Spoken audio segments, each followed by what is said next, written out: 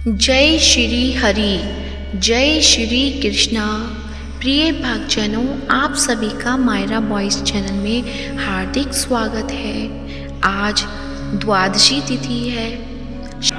मोहिनी एकादशी के अगले दिन यानी द्वादशी के दिन पारण अवश्य करना चाहिए, तभी व्रत का पूरा फल प्राप्त होता है। जो भी भक्तजन एकादशी का व्रत किया है उन्हें द्वादशी के दिन पारण अवश्य करना चाहिए और पारण करते समय कुछ कथाओं का श्रवण अवश्य करना चाहिए।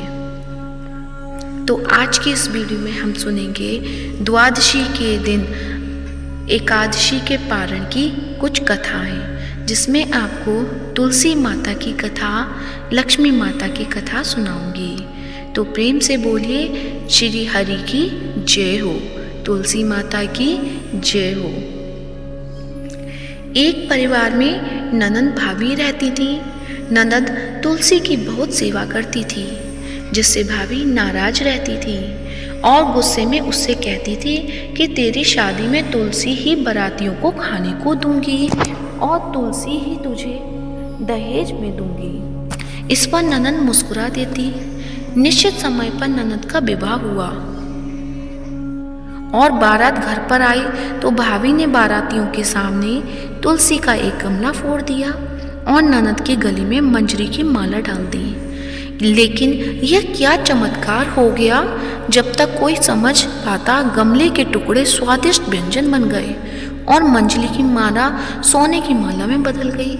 ससुराल वालों ने इस भगत पर प्रसन्नता व्यक्त की। भाभी को तुलसी का महत्व समझ में आ गया।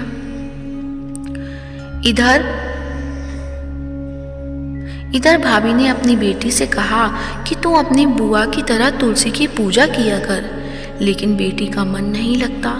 लड़की की शादी के समय भी उसने खाने के लिए गमला फोड़ दिया, किंतु इस बार बड़े आश्चर्य की बात हुई और मिट्टी का गमला मिट्टी ही बनी रही। बाराती भूखे पेट ही उनकी आलोचना करते हुए लौट गए। काफी समय के बाद भाई को अपनी बहन की याद आई तो अपनी बहन से कहा कि कुछ सामान दे दो। पत्नी से कहा कि कुछ सामान दे दो। बहन से खाली हाथ मिलने नहीं जाना चाहिए। उसने एक झोले में थोड़ा सा ज्वार भरकर देते हुए कहा कि घर में यही है, ले जाओ।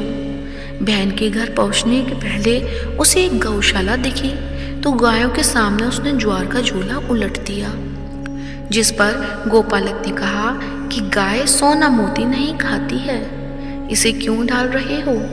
ज्वार के दाने के सोना मोती बनने पर उसने उसे बटोरते हुए पूरी बात सच सच बता दी। भाई को देखकर बहन बहुत ही प्रसन्न हुई।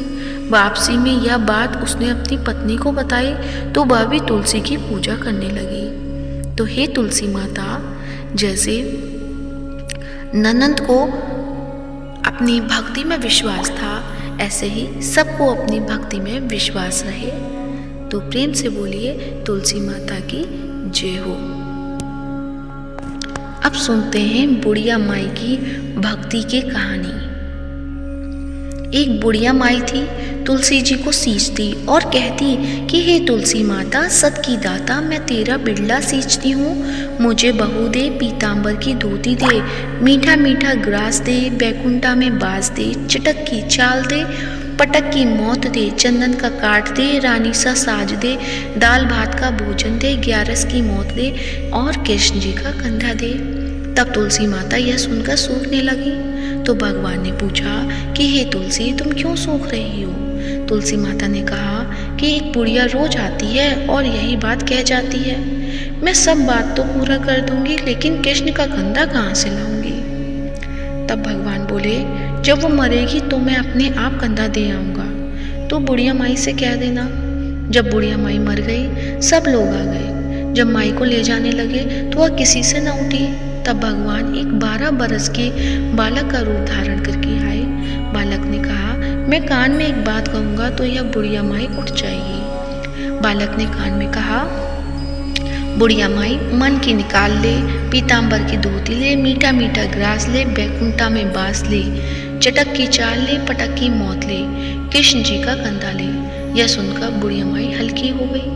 भगवान ने कंधा दिया और बुढ़िया माई को मुक्ति मिल गई। तो हे तुलसी माता, जैसे बुढ़िया माई को मुक्ति मिली वैसे ही सबको देना। अब सुनते हैं लपसी तपसी दो भाइयों की कथा। इस कथा को सभी व्रत कथा के बाद अवश्य पढ़ना या सुनना चाहिए, तभी व्रत का पूरा फल प्राप्त होता है। तो आइए सुनते हैं लपसी और तपसी की कहानी। एक समय की बात है, लपसी तपसी नाम के दो भाई थे, जिनमें तपसी हमेशा भगवान की तपस्या में लीन रहता था। तो वहीं उसका भाई लपसी प्रत्येक दिन सवा सेर की लापसी बनाकर भगवान को भोग लगाकर फिर भोजन करता था। एक दिन किसी कारण दोनों भाई में लड़ाई हो गई। तपसी का कहना था कि मैं बड़ा हूँ और लपसी बोला मैं बड़ा हूँ। दोनों लड़ ही रहे थे, इतने में वहाँ नारद जी आ गए। नारद जी ने कहा कि आप दोनों क्यों लड़ रहे हो। तब उन दोनों ने अपनी लड़ाई की वजह बताई।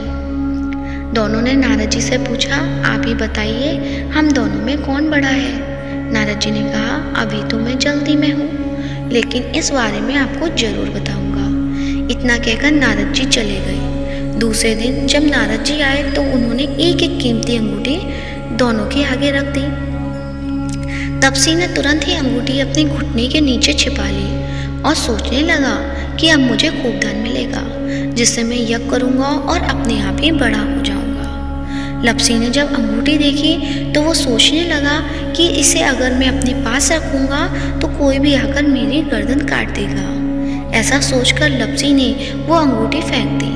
फिर नारद जी ने तपसी से पूछा कि तेरे घुटने के नीचे क्या है। तपसी ने अपना घुटना उठाया तो वहाँ अंगूठी निकली।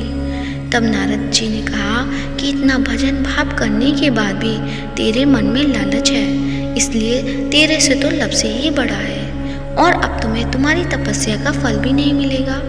तपसी शर्मिंदा होकर माफ़ी मांगने लगा। तब तपसी बोला, नारद देव जी, मेरी ये आदत कैसे छूटेगी और मेरा पाप कैसे उतरेगा, इसका कोई उपाय बताइए। तब नारद भगवान ने कहा कि जो भी स्त्रियां व्रत रखेंगी और अगर वे तुझे अपना पुण्य देंगी तभी यह पाप उतरेगा। तपसी ने कहा कि कोई भी स्त्री मुझे अपना फल क्यों देगी। तब नारद जी ने कहा कि अगर कोई गाय और कुत्ते की रोटी नहीं बनाएगा तो फल तुझे मिलेगा। अगर कोई व्यक्ति किसी ब्राह्मण को भोजन कराकर बिना दक्षिणा के ही उसको विदा कर देता तो फल तुझे मिलेगा। यदि कोई साड़ी के लिए ब्लाउज नहीं देगा, साड़ी के साथ ब्लाउज नहीं देगा तो इसका फल तुझे मिलेगा। यदि कोई व्यक्ति दीपक से दीपक जलाएगा तो भी फल तुझे मिलेगा।